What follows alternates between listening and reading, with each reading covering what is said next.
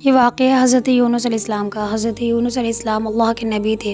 अल्लाह ताला ने आपको नीनवे की कौम की हिदायत के लिए भेजा, मगर कौम ने इनकार कर दिया। आप नाराज़ होकर बिना अल्लाह के हुक्म के शहर छोड़ गए। सफ़र के दौरान आप एक कश्ती में सवार हुए, तूफ़ान आया, गर्क़ अंदाज़ी हुई और आपको समुद्र में डाल दिया गया। एक बड़ी मछली ने आपको निगल लिया।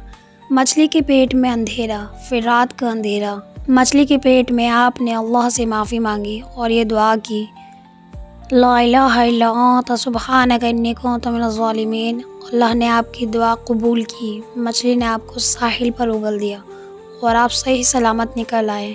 बाद में आपकी कौम ईमान ले आई।